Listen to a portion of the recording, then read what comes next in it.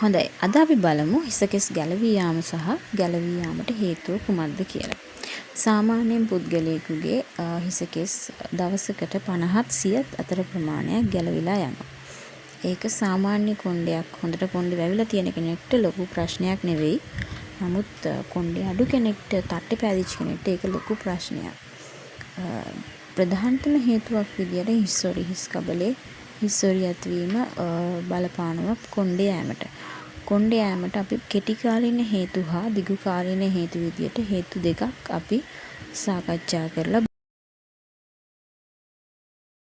කොණ්ඩේ ගැලවිලා යන එක ලොකු මානසික ප්‍රශ්නයක්නේ. ඒක ලොකු මානසික හිසරදයක්. ඉතින් අපි බලමු කෙටි කාලින හේතු මොනවද කියලා.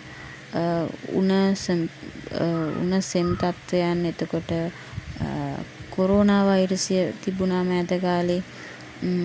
එතකොට ඩෙන්ගු වදුර ඒ වගේ දේවල්. එතකොට ගර්භණී සමයේ කොහොමත් කොණ්ඩේ යනවා. එතකොට ඔබ ප්‍රශ්න වලින් පීඩා විඳිනවා නම් ස්ට්‍රෙස් එක නිසා කොණ්ඩේ යනවා. ඔබේ ඇඟේ තියෙන යකඩ ප්‍රමාණය ඒ වගේම තයිරොක්සින් ප්‍රශ්නත් ඔබට බලපානවා. ඒවා වෛද්‍යවරයෙකු ලවා ඒ පරීක්ෂණ සිදු කරගන්න. ඒ වගේම පාරම්පරික තට්ටය තාත්තගේ තට්ටේ නම් සමහර වෙලාවට ඒක පුතාටත් ඒ විදිහටම ලැබෙන්න පුළුවන්. ඒ වගේම ඔබ පාවිච්චි කරන දිගු කාලිනව ඖෂධ ගන්නවා නම් දියවැඩියාව එතකොට අධිරුධිර පීඩනයට ගන්නවා නම් ඒ වගේම තමයි කෙමිකල්ස් වර්ග ගොඩක් කරාට සලෝන් වල පාවිච්චි කරන කලර් කරන ස්ට්‍රේට් කරන ෂැම්පූ වර්ග එතකොට කලර්ස් ඒ වගේ දේවල් නිසා කොණ්ඩේ යෑමේ ප්‍රවණතාවය වැඩි. සමබර ආහාර වේලක් ගැනීමේ වැදගත්කම ගැන අපි කතා කරමු. කොළ පැහැති එළවලු පළතුරු කිරි බිත්තර මස් මාළු වගේ කෑම ගන්න වැඩිපුර ඔබේ පිගානේ වැඩි කොටසක් කොළ පැහැති එළවලු භාවිතා කරන්න.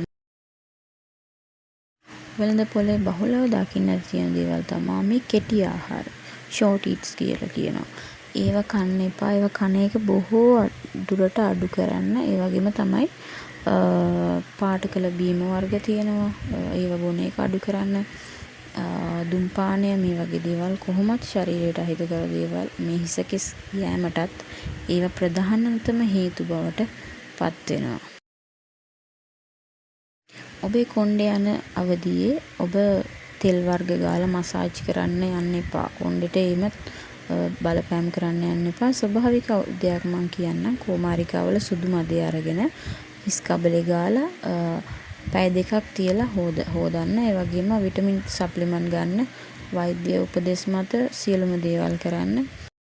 යකඩ උණුතාවය හා තයිරොක්සින් සම්බන්ධ පරීක්ෂණ පවත්වා ගන්න වෛද්‍යවරුන්ගේ උපදෙස් මත. ඒ වගේම පිරිසිදු ආහාර පළතුරු මේ දේවල් ගන්න ව්‍යායාම කරන්න සතුටින් hina වෙලා ජීවත් වෙන්න.